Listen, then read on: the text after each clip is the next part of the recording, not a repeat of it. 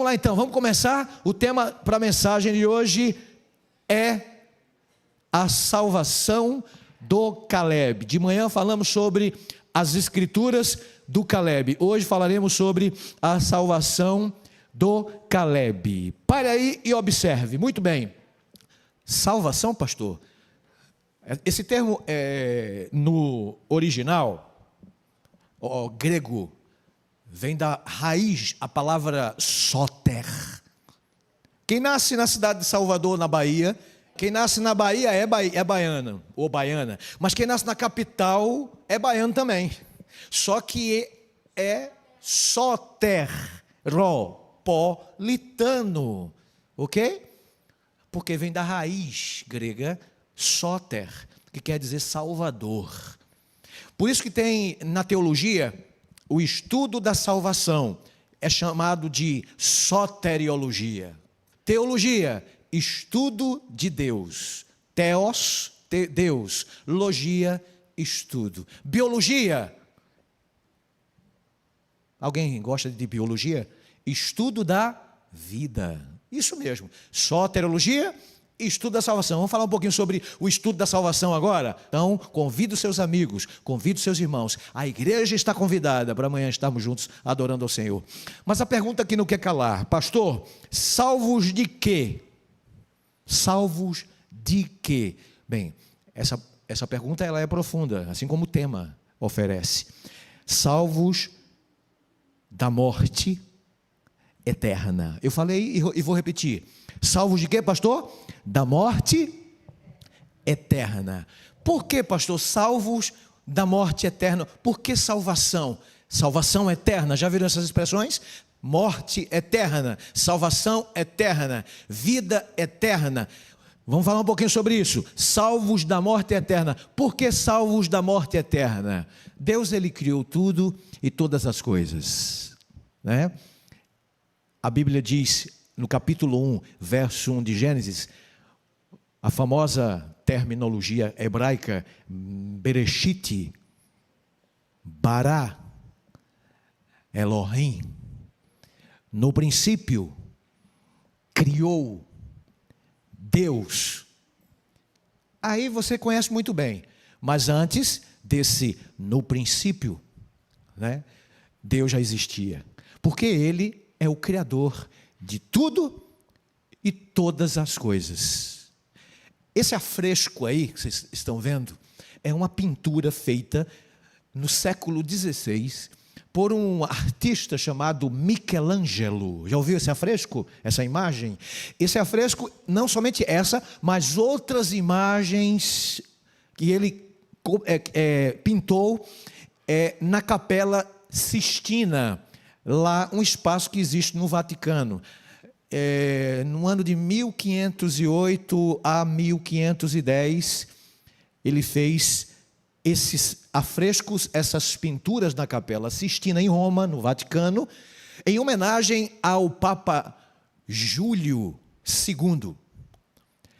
Ele fez essas pinturas. Essa pintura aí é uma pintura famosa que o eternizou, viu? Que o tornou mais famoso, Michelangelo. Essa pintura aí é a figura de um Deus, do lado esquerdo da sua imagem, com um porte meio atlético, né? Um Deus forte. E do lado de cá, direito de vocês, da imagem, está Adão. Acabado não, eu não quis dizer isso. Ele tinha acabado de ser criado por Deus, viu? Mas você vê que ele estava acordando, ele está meio sonolento, né? Então, está o Adão sendo criado por um homem, um Deus, né? Já idoso, mas com porte atlético. Há quem diga, de acordo com a interpretação dessa figura, que o Deus que está ali, ele está abraçando uma mulher. Alguns dizem que essa mulher é Eva, antes de ser criada aqui na terra, já existindo lá no céu. Isso não é verdade não, de acordo com a Bíblia, mas é mais ou menos o que os homens entenderam a respeito de Michelangelo, o que ele pintou nessa capela. E um dado importante é que essa capela ainda existe, né? Lá tem essas figuras aí, desde o século XVI. É nesse espaço, na Capela Sistina, em Roma, no Vaticano, que acontecem aquelas reuniões dos cardeais quando um Papa está para surgir daquela fumaça branca. Então, os cardeais se unem, se juntam no espaço chamado nessa capela para elegerem o próximo Papa. Aí, quando eles encontram o Papa, quando já tem o Papa, já tem o nome do Papa, aí eles falam no latim: Habemus Papa. Né? Vocês conhecem a história. Então, isso aí retrata um pouquinho da filosofia, da crença católica sobre a criação do mundo. Voltemos às Escrituras. Capítulo 1, verso 31 de Gênesis, a Bíblia diz assim, ó: viu Deus tudo quanto fizera, e eis que era muito bom. Houve tarde e manhã, o sexto dia. Voltando aqui o que eu falei para vocês, que hoje já é parte do primeiro dia da semana, olha aí, ó, o texto bíblico que corrobora, ratifica, confirma com a ideia, porque nós acreditamos que um dia vem depois do crepúsculo da tarde e não depois da meia-noite. Está aí um dos textos que mostram a veracidade das Escrituras a respeito do dia. Uma tarde equivale à parte escura do dia, uma manhã equivale à parte clara do dia. Houve tarde e manhã, primeiro, segundo, terceiro, quarto, quinto, sexto dia, que é o texto que estamos lendo. Então, Deus criou tudo em 6 dias, e cada dia, ion, um período de 24 horas. Nada de milhões de anos de distância entre um dia e outro. Nada de bilhões de anos. O planeta Terra, ele tem apenas 6 ou um pouco mais de 6 mil anos, ou um pouco menos de 6 mil anos. Deus criou cada dia algo interessante. No primeiro, a luz. No segundo, a atmosfera. No terceiro, a vegetação. No quarto, os astros. No quinto, os animais para voarem, os animais para nadarem. No sexto, ele criou os animais selváticos e os animais domésticos. E para concluir, obra-prima de sua criação, ele me criou. Lindo assim como Caleb, amém? Claro que Deus criou Adão, foi o primeiro homem, e eu sou descendente de Adão, criado à imagem e semelhança de Deus. Eu não fui criado no jardim zoológico, repito, eu fui criado no jardim do Éden, portanto eu tenho as digitais do Salvador, e você também, portanto eu sou lindo e você também é, amém? Então acontece o seguinte: Deus criou tudo perfeito, e no 7º dia, ele descansou. Um tema desses aí dos 11, eu vou falar sobre esse dia do descanso. Gênesis 3, aí entra a catástrofe. Mas Deus criou tudo perfeito, pastor, foi. Criou maravilhosamente bem, todas as coisas boas, perfeito. Quando criou a mulher, muito bom. Ele disse, a boa companhia do homem, carne de sua carne, osso dos seus ossos. Mas, como Deus, ele criou tudo, inclusive seres humanos, antes dos seres humanos, ele criou o universo. O planeta Terra foi o último planeta a ser criado por Deus. Então Deus criou antes os astros, né? Vocês conhecem a história da Terra, né? Mas ele criou as Via-Lácteas, as galáxias, os mundos. Ele criou, não caídos, tudo perfeito. Mas ele criou anjos perfeitos também. Só que um anjo se rebelou contra ele, se rebelou contra o governo dele, se rebelou contra o amor dele, se rebelou contra a sua lei. Então, Lúcifer foi o responsável pela rebeldia, de acordo com Apocalipse 12, de acordo com Gênesis 3, já que na terra, né, nós temos a queda dos nossos primeiros pais, provocada por este anjo que havia sido formado perfeito por Deus. Então Deus fez Lúcifer, só que Lúcifer se rebelou deliberadamente contra Deus, e isso não foi razoável, isso não foi legal, isso não foi massa, isso não foi bom, foi mal, foi terrível. E o que acontece? Lúcifer vem e começa a tentar os mundos, só que ele tenta um, tenta outro, tenta o outro, tenta o outro. Ele não conseguiu, nenhum desses mundos que Deus criou cedeu, apenas o planeta Terra abriu as portas para Satanás. A Bíblia diz que Lúcifer se tornou dragão, a antiga serpente, chamada Diabo, Satanás, o sedutor de todo mundo. Eu fiz assim porque o livro do Apocalipse, o vidente de Pátmos, João, o amado apóstolo, ele menciona 5 adjetivos ou nomes para Satanás. Satanás, antiga serpente, diabo, enganador de todo mundo. Então ele cita esses nomes. E Lúcifer caiu, mas ele caiu para onde? Foi expulso para onde? A terra foi o único lugar que aceitou Lúcifer. A Bíblia diz, vocês conhecem a história, e o Senhor Deus lhe deu esta ordem.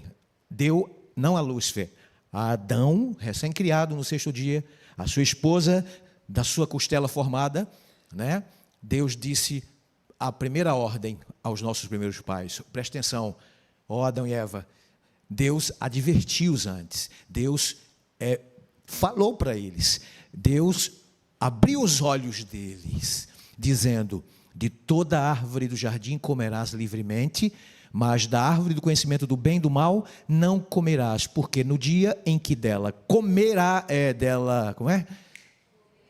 comeres, certamente morrerás. Vem cá, Deus alertou aos nossos primeiros pais que Lúcifer se rebelou contra ele, e desceu, e estava nas imediações. Deus, na vegetação do 3º dia, ele construiu, ele criou alguns vegetais, inclusive árvores, e ele criou a árvore da vida, e ele criou também a árvore do conhecimento do bem e do mal. Então ele disse o seguinte, Lúcifer está por aqui, você tem um limite, Adão e Eva, não se aproxime, está mais ou menos por aqui, cuidado. Então Deus, ele adverte, viu? Ele fala antes. A gente aqui é teimoso às vezes, a gente sabe o que é errado e a gente vai e pisa no terreno alheio depois da faixa. É até essa faixa, meu irmão, minha irmã, tem aqui o limite, não ultrapasse, não vai quebrar a cara, presta atenção. Aí sabe o que aconteceu? Eva se afastou um pouco do marido, estava sozinha nas imediações daquela linda árvore. Só para um detalhe, aquela linda árvore representa a lei de Deus que não deve ser adulterada, transgredida, anulada, quebrada. Ok? Então o que acontece? Ela caiu, mordeu o fruto que não deveria morder, deu o fruto para o seu marido, o marido olhou para ela, amava a sua companheira, pegou o fruto, sabia, porque o mandamento disse assim, se vocês comerão, vocês serão mortais. Eles não morreram imediatamente, morreram? Não, senhor, não, senhora. Eles não morreram imediatamente, mas eles passaram a ser mortais. Apesar de que eles não eram imortais. Porque só existe um no universo que é imortal. Paulo fala isso no Novo Testamento. Deus é imortal. Eles eram o quê? Se eles não morriam, pastor? Eles eram candidatos, assim como os anjos. Candidatos à imortalidade. Ocorre o seguinte, que eles passaram a ser mortais. O pecado surgiu aqui na terra, apesar de que já veio lá de cima, aqui na terra, em segundo plano. Deus olhou tudo isso. Deus poderia ter evitado, poderia, mas Ele não o fez por quê? Porque é um Deus de amor e criou suas criaturas com o poder de escolher livremente. Isso se chama livre-arbítrio. Deus não é arbitrário. Então, os primeiros pais, eles tiveram a oportunidade de não pecar. Mas houve a possibilidade de pecar, como aconteceu. Só que Deus não é o culpado na história. Mas Deus não podia ter feito o seguinte, destruído de fato eles eternamente, pastor? Poderia. 3 possibilidades. Deus não fez a primeira. Porque, vou destruir. Mas ele até disse, se vocês comerem, vocês morrerão. Ele disse isso. Mas Deus é muito misericordioso, né? Vocês morrerão eternamente. Aí o que acontece? Deus, primeira possibilidade, poderia ter destruído mesmo Adão e Eva eternamente. Mas ele não fez. Segunda possibilidade, Deus deveria ter destruído a sua lei. Mas ele não o fez. Por quê? Deus ele colocou leis para o bem-estar da humanidade. Não foi para destruir a gente. As leis que ele instituiu foram para reger o universo, porque fazem parte, né, do seu governo, né, e para ajudar a humanidade e as suas criaturas. Então, segunda opção também, ele não quis anular sua lei. Por isso que ele preferiu enviar seu filho, um substituto, para cumprir com a palavra dele e para salvar a humanidade da morte eterna. Salvos de quê, gente? Da morte eterna. Vocês estão entendendo o que eu estou dizendo aqui? Estão entendendo? Então vão no meu raciocínio. Então Deus ele poderia ter feito 3 coisas, ele só fez a terceira. A primeira, ele não destruiu nossos primeiros pais. Nossos primeiros pais continuaram vivendo por alguns anos e muitos anos, quase 1.000 anos, né? 1.000 anos eles viveram. Adão foi 930, mais ou menos, né? Mas ele deixou que os nossos primeiros pais sobrevivessem, deu uma segunda chance. A segunda coisa que ele podia ter feito era anulado sua lei, acabado com sua lei, quebrado sua lei e fazendo com que ela inexistisse para sempre. Mas ele não o fez. E a terceira e última possibilidade, ele fez. Sabe o que ele fez? Ele veio aqui. Eu vou pagar o preço. Eu venho para salvar os pecadores dos seus pecados. Por que dos seus pecados e não nos seus pecados? O pecado entrou no mundo e, de acordo com esse texto aí, o Senhor viu a maldade do homem, porque o pecado entrou no planeta. Havia se multiplicado de tal forma de pecado o planeta Terra, que a Terra era continuamente contaminada, estava por causa do ser humano que tinha um mau desígnio no seu coração. No seu coração. Quando o ser humano pecou, todos que nascessem, nasceriam com um problema chamado hereditário, um problema chamado pecado, exceto um, que nasceu neste mundo, somente um, irmãos, somente um, peraí, o negócio está falando aqui, somente um, que nasceu de uma mulher e não cometeu pecado. Quem foi esse? Então, Jesus não foi infectado como o ser humano foi pós-pecado. Ele é o único que não foi infectado. Sim, ele foi afetado, claro que foi afetado, né? A Bíblia diz que ele tomou sobre si as nossas enfermidades. Ele levou sobre si as nossas transgressões. E por suas pisaduras nós fomos sarados, mas ele foi o único no universo, planeta Terra, que não foi infectado pelo mal, como nós fomos nesse planeta. Olha o que diz o salmista: eu nasci na iniquidade, Jesus não, e em pecado me concedeu minha mãe, Jesus não. Até porque o nascimento de Jesus foi um pouco diferente dos nascimentos do ser humano, né? Do meu e do seu. Ele nasceu por obra do Espírito Santo, apesar de nascer dentro de uma virgem, coisa que a gente não entende até hoje como é que funciona isso. Era virgem a Maria e ela concebeu sem ter tido relação sexual com o seu marido. É uma coisa que não entra na minha cabeça, não entra na sua cabeça. E não é para entrar não, porque é milagre. Milagre não se explica, milagre se aceita, ponto final. Essa é a única diferença grotesca, gigantesca entre o cristianismo e o paganismo. A gente tem que crer, e é pela fé, meu irmão. Não dá para mensurar, explicar o amor do Deus Todo-Poderoso. Aí por conta disso muitos se tornam ateus, porque dizem, não dá para provar a existência de Deus. O ateu diz, e com todo respeito ao irmão que tem direito de não crer em Deus, mas você também tem direito de respeitar eu que creio em Deus, porque se eu não posso provar que Deus existe para você, você não pode provar que Deus não existe para mim. Então, eu creio que Deus existe porque eu acabei de falar com Ele antes de estar aqui em pé para pregar para vocês. Eu creio porque eu falei com Ele. Uma pessoa não fala com alguém que não existe. Então, Ele que existe falou comigo. E eu falei com Ele através da oração. E Ele falou comigo através do estudo de Sua palavra. Então, nós entendemos que nós nascemos em iniquidade. E em pecado nossa mãe nos concebeu. Deus não, Filho, Cristo, Ele nasceu diferente, Ele nasceu para substituir o pecador, para perdoar o pecador dos seus pecados. O próprio Cristo falou, do coração procedem maus desígnios, homicídios, adultérios, prostituição, furtos, falsos testemunhos,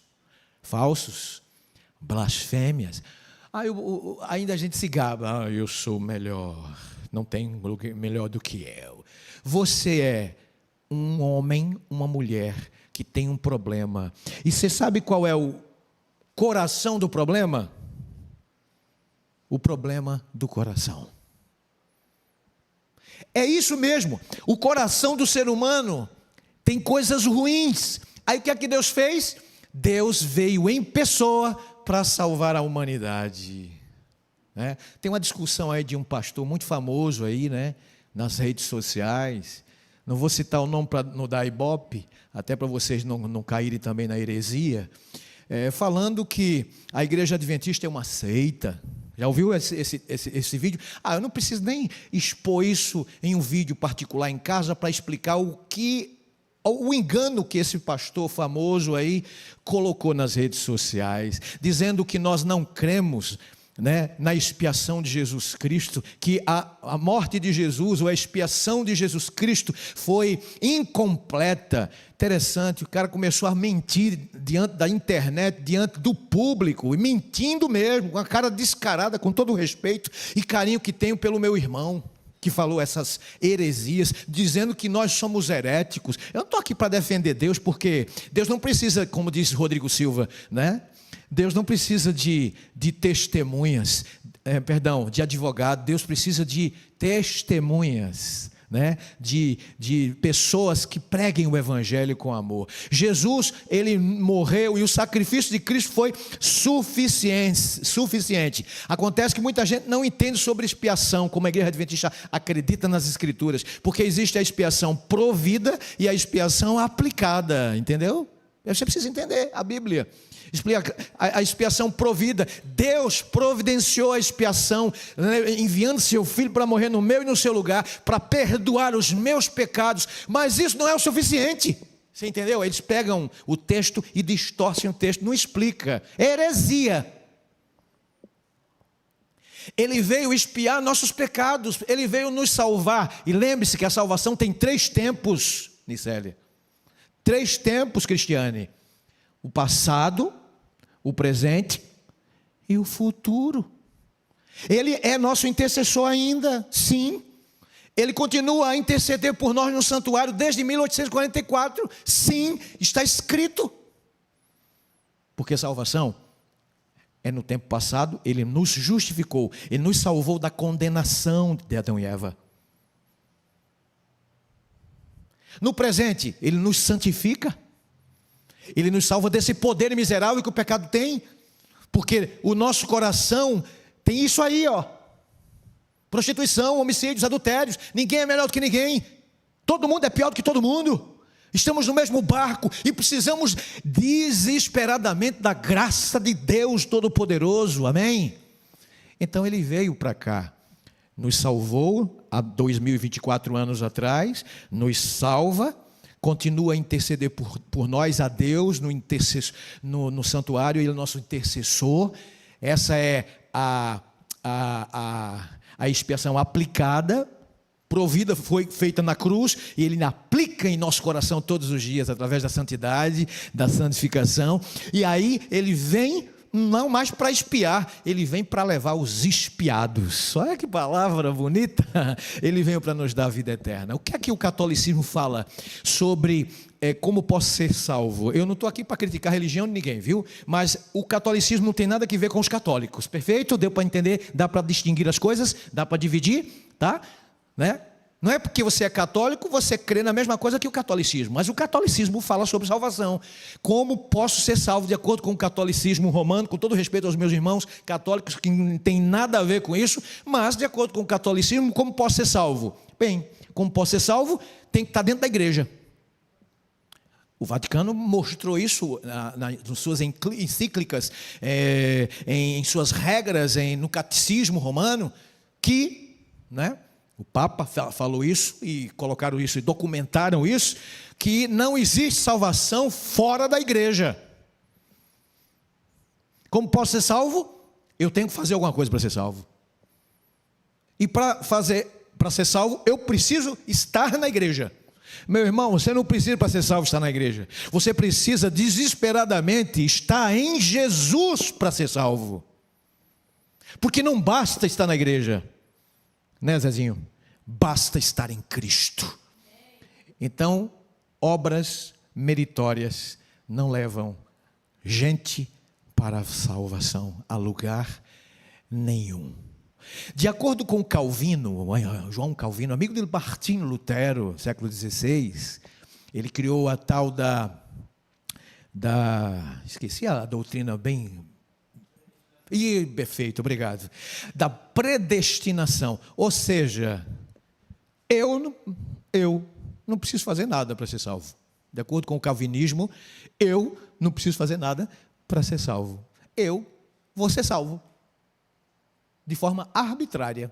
Ou seja, é como se Deus, isso não é bíblico, viu? Isso não é bíblico. É como se Deus fosse arbitrário. Você tem que ser salvo e é porque eu quero e acabou.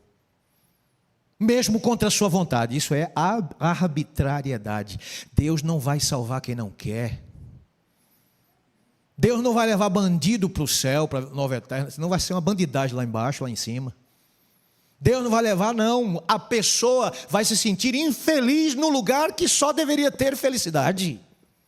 Então, contra a minha vontade, não vai. Então, isso aí Calvino pregou.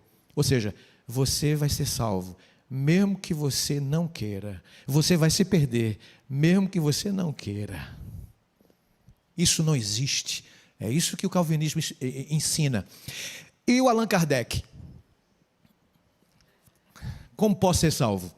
Com todo respeito aos meus irmãos espíritas, eu não estou dizendo com isso que só adventista vai para o céu, não, porque muito adventista vai para os quintos dos infernos, vai queimar. Vai, muitos católicos vão queimar. Muitos espíritas vão queimar.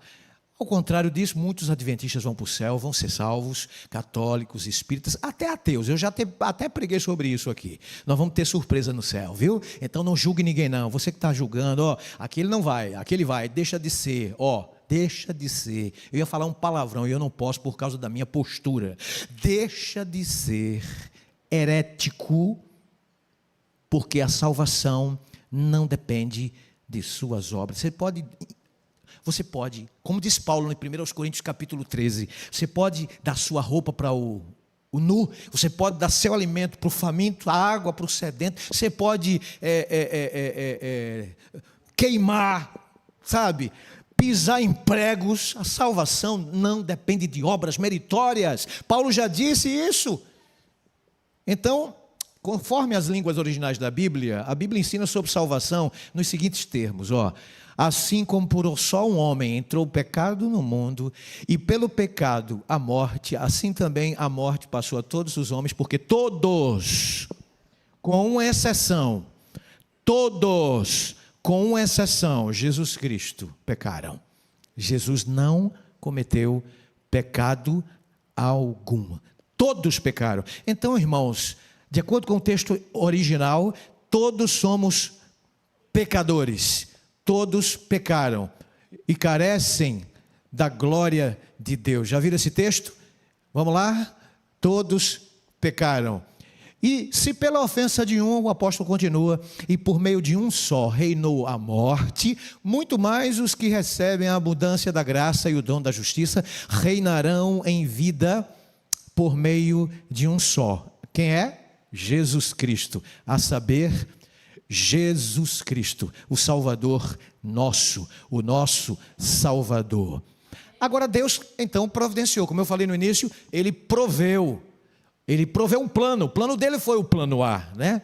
O plano dele foi estabelecer algo para salvar o ser humano. Olha o texto áureo, o texto-chave da Escritura que fala da redenção. Porque Deus amou o mundo de tal maneira que deu o seu Filho unigênito, para que todo aquele que nele crê não pereça, mas tenha a vida eterna. Então Deus, Ele providenciou o quê? O escape para aqueles que estavam mortos eternamente. Você sabe que existe a primeira morte e a segunda morte. O cristão que morrer hoje, ele está garantido.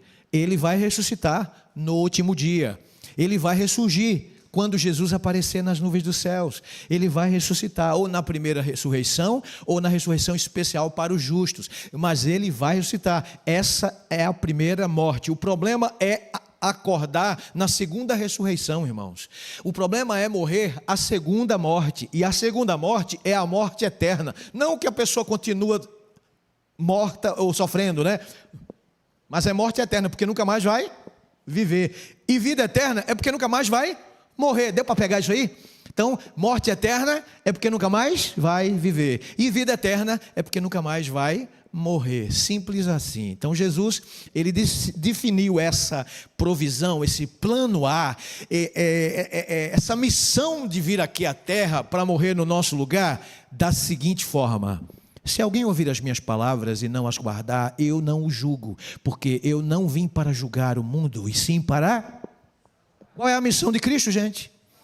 Então vamos cumprir a missão A, o plano A. A nossa missão também é salvar do pecado, né? Guiar no serviço. Jesus tem essa missão, Ele compartilha essa missão conosco, nós mortais. Ele compartilha com cada um de vocês, você que está nos assistindo. Ele compartilha com cada um de vocês, vocês que estão aqui adorando a Deus no presencial. Jesus definiu sua missão como salvar o pecador. E o que é que Ele fez na cruz por nós?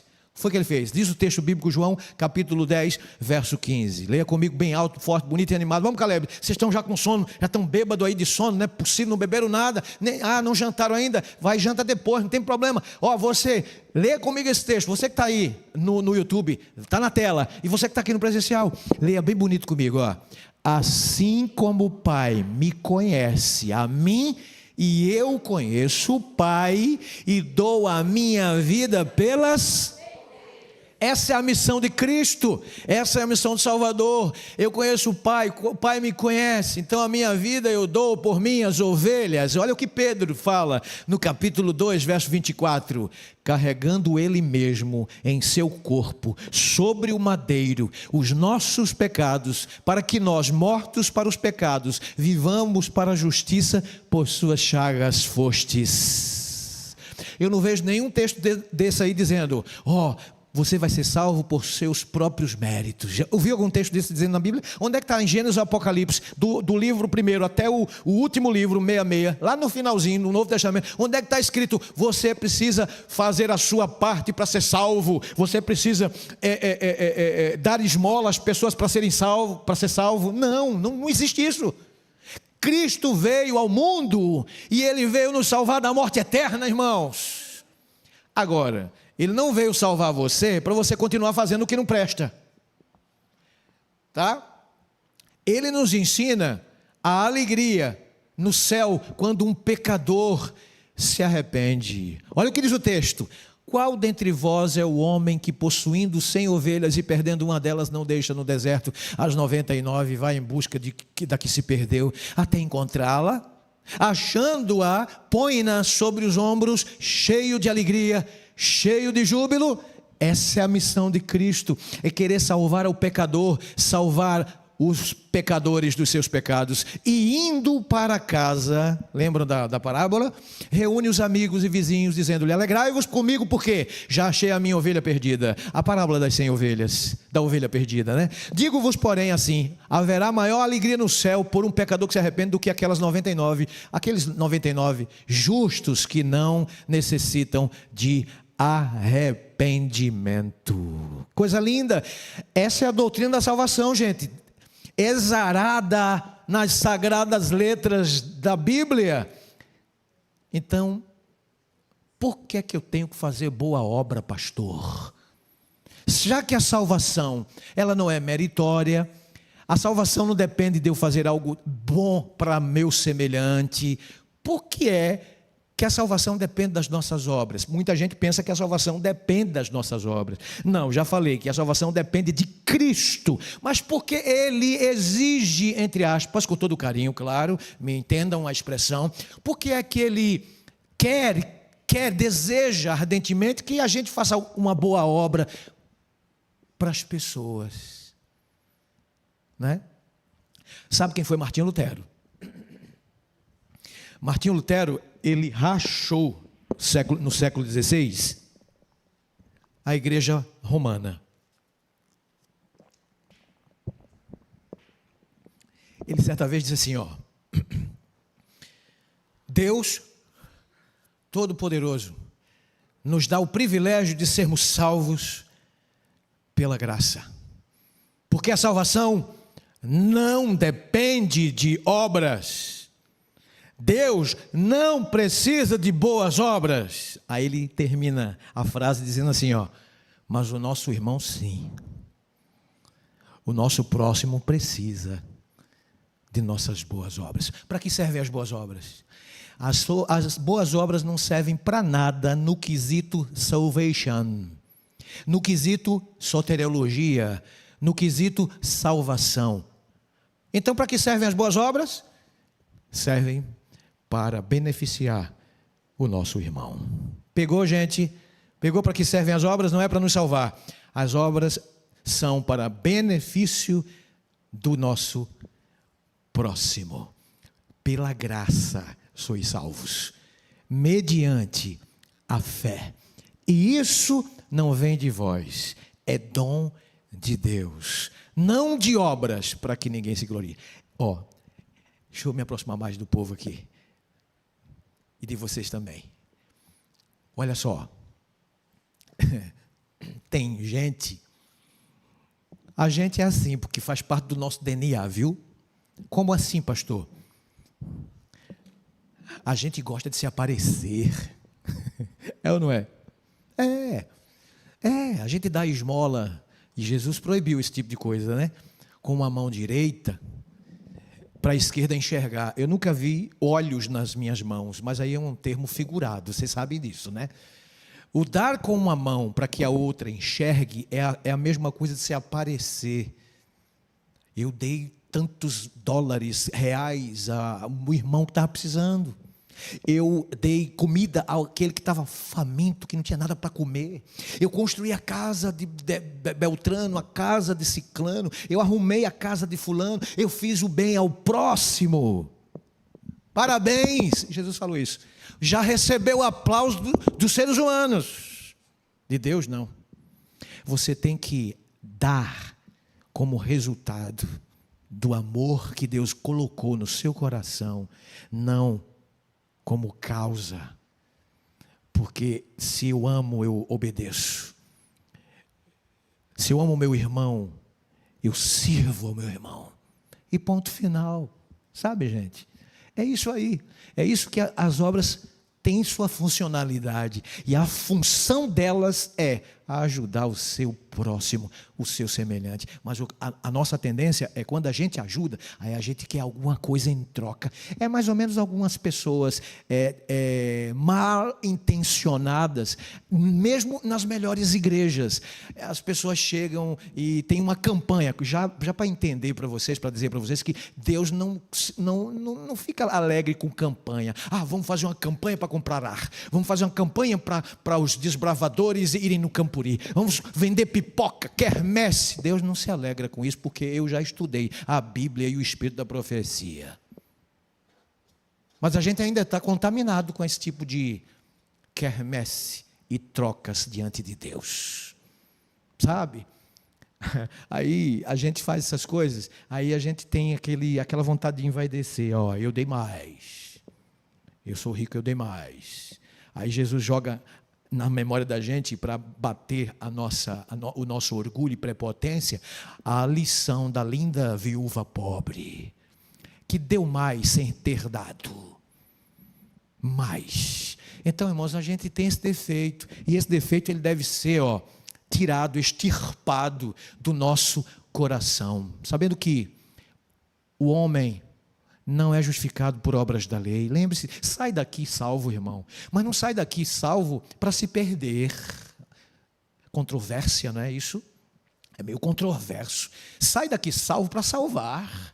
O que eu quero dizer, sai daqui perdoado para não cometer mais. Sai daqui salvo para salvar as pessoas, perdoado para também perdoar as pessoas. Sabe? Não como alguns que se envaidecem e acabam se perdendo e levando outros também para a perdição. A salvação é pela fé. Não, a salvação é pela graça, a justificação é pela fé. Também temos crido em Cristo, disse Paulo em Gálatas, para que fôssemos justificados pela fé em Cristo e não por obras da lei, pois por obras da lei ninguém será salvo. Está escrito. Agora, eu não vou sair daqui pensando, eu não preciso mais guardar a lei, porque a salvação é pela fé, pela graça, a justiça é imputada e comunicada pela fé. Não, está errado. Se eu tenho a convicção de que a salvação é pela graça, a justiça é pela fé, aí sim a minha convicção é ser diferente. Quando eu chegar lá, eu vou fazer boas obras para o nosso irmão que está precisando. É o resultado de quem tem a graça de Jesus no coração.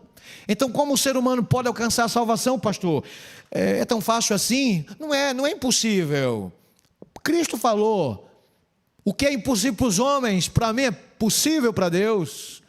Então, o que é que eu devo fazer para ser salvo? Você não pode fazer nada para ser salvo, apenas você tem que entregar a sua vida do jeito que está nas mãos de Deus, e com certeza Ele vai pegar a tua vida daquele jeito, toda errada, toda destroçada, toda espandongada, como diz o bom baiano. Toda a vida quebrada, aí Ele vai pegar a tua vida, Ele não vai deixar do mesmo jeito. Eu garanto, e posso garantir para você isso, asseguro com todas as letras, que quando Ele pegar a minha vida toda errada, toda destroçada, toda espandongada, repito, toda quebrada, Ele vai transformar essa vida, e eu vou ser um perfume nas narinas de Deus, e também para influenciar e beneficiar o nosso irmão. É para isso que servem as obras, é para isso que existe a justiça imputada e comunicada. Cristo disse, através do apóstolo, crê no Senhor Jesus Cristo e serás salvo, tu e tua casa. O que é que eu devo fazer, pastor? Crê. O que é que eu devo fazer para ser salvo? Crê. E o testemunho é este. Cristo falou que Deus nos deu a vida eterna, e esta vida está no seu Filho. Aquele que tem o Filho tem a vida. Aquele que não tem um filho não tem a vida. Aquele que tem Cristo tem a vida eterna. Aquele que não tem Jesus não tem a vida eterna. Então, pastor, se somos salvos somente pela graça, qual o valor das obras? Já expliquei e já posso dizer para você, assegurar mais uma vez, assim também a fé, se não tiver obras, por si está morta. Lembrando que o sacrifício de Cristo foi o suficiente para nos dar vida eterna. Agora, porque Ele morreu, eu estou com a vida eterna garantida? Essa foi a polêmica do texto que alguém postou lá na internet.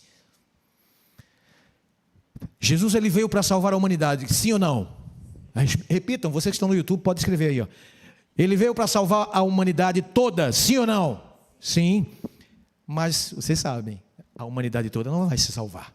Ué, não, pastor. Então o sacrifício de Cristo foi incompleto? Entendeu aí?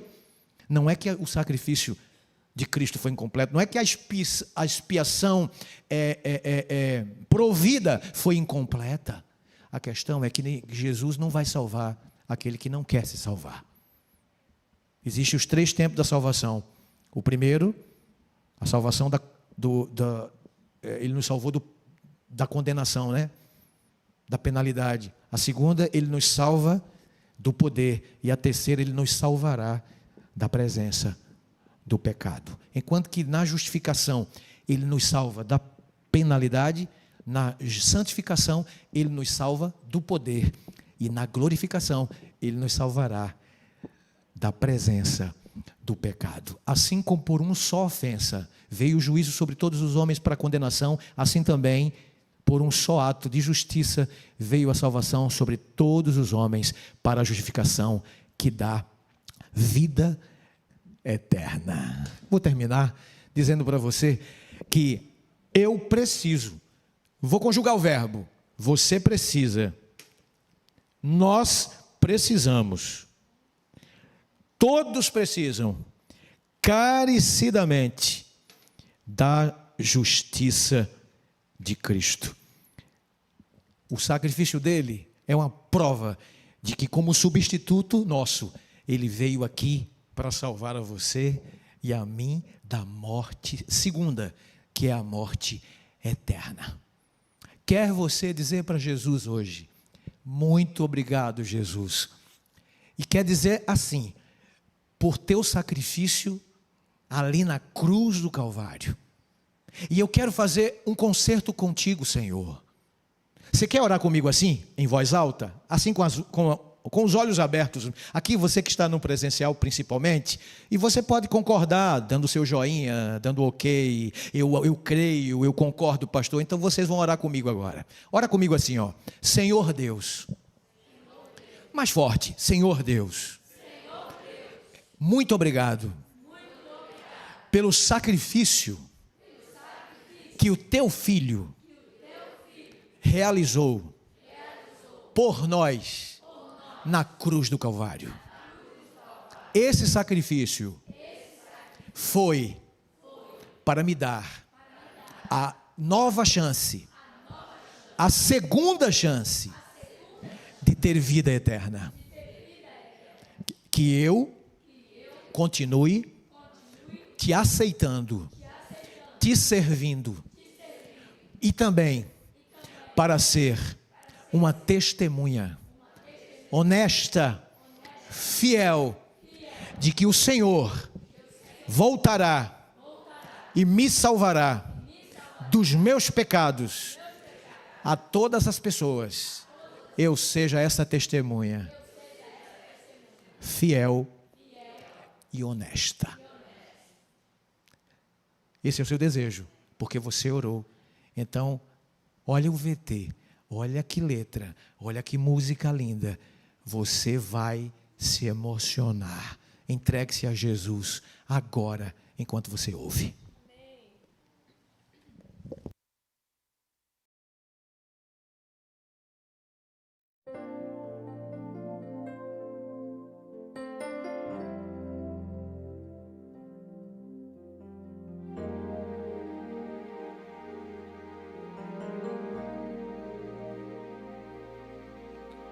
São muitas as histórias que ouvi,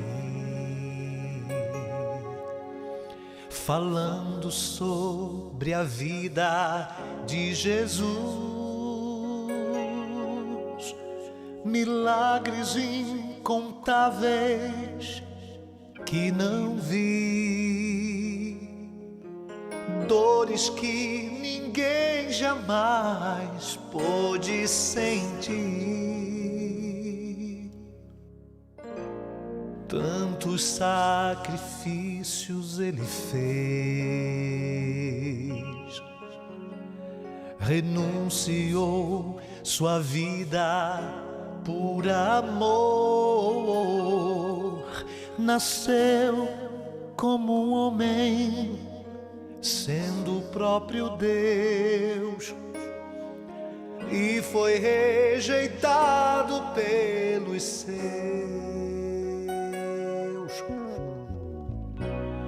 Mas de tudo isso que passou, não há gesto de maior valor do que o sacrifício que nos trouxe à luz, o sacrifício lá na cruz, o sacrifício feito por Cristo não se resume àquele lá na cruz. Deixar o seu trono e viver o sonho de ter-nos novamente em sua luz. Foi um ato de amor, mas o que na verdade nos salvou foi de todos o maior, o sacrifício lá na cruz.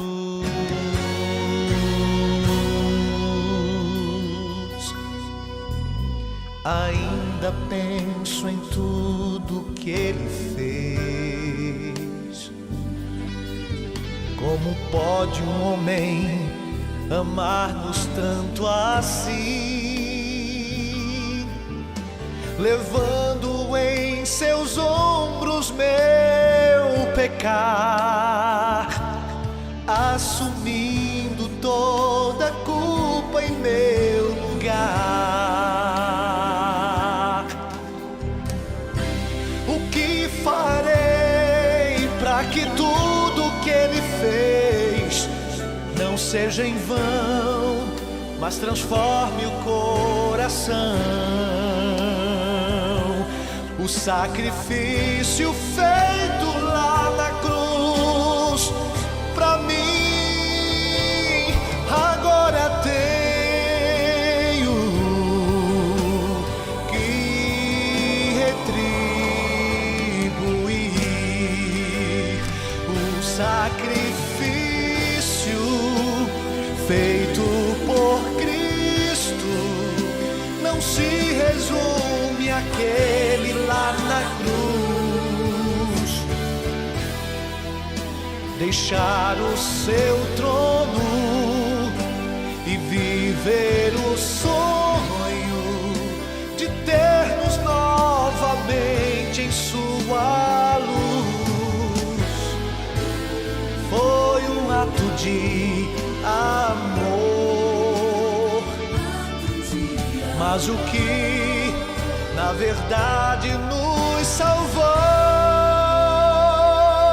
foi de todos o maior, o sacrifício lá na cruz.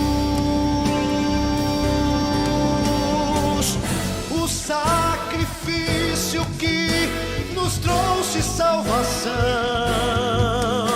Eu vou aceitar, não vou negar.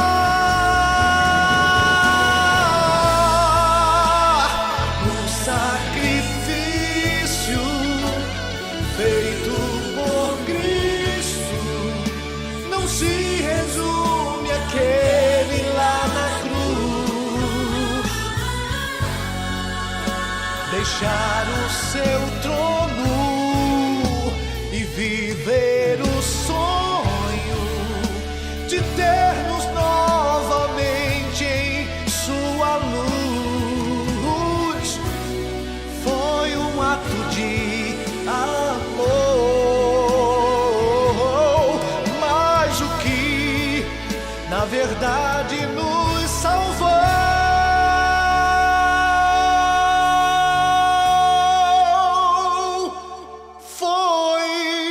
todos o maior, o sacrifício lá na cruz.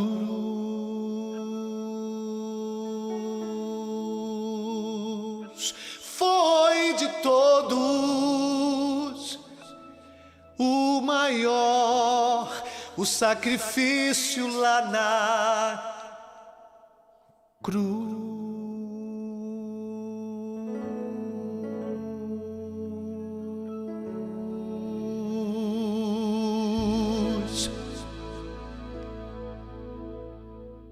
Esse é o sacrifício. Tudo feito por Ele. Nada que possamos fazer fará com que possamos ser salvos. foi o sacrifício de Cristo. Uma única coisa que Ele pede de cada um de nós é que entreguemos o nosso coração a Ele. Uma vez entregue esse coração, deixa com Ele o resto. Não seja herético, herege, moralista. Entregue apenas a sua vida a Ele. O resto, Ele sabe fazer e fará bem feito. Quantos essa noite aqui no presencial e no virtual querem dizer: Senhor, toma meu coração, toma minha vida. A única coisa que eu posso dar-te, e Ele vai receber com todo amor e carinho. Ele vai transformar esta vida numa vida melhor. Ele não promete que vai nos livrar do mal, das consequências do mal, mas Ele promete estar conosco, apesar de tudo que vier. Oremos. Obrigado, Pai, porque basta estar em Cristo para ser salvo. Cremos na justiça imputada, na justificação efetuada na cruz, acreditamos na santificação todos os dias e cremos na glorificação quando o Senhor voltar, para definitivamente bater o martelo para salvar a humanidade que recebeu com amor o teu sacrifício. Nos dê uma noite de descanso na tua presença. Pedimos-te a tua poderosa mão sobre eles, sobre elas. Nos dá uma noite de muita graça, de muita paz e uma boa semana na tua presença. Em nome de Jesus, amém.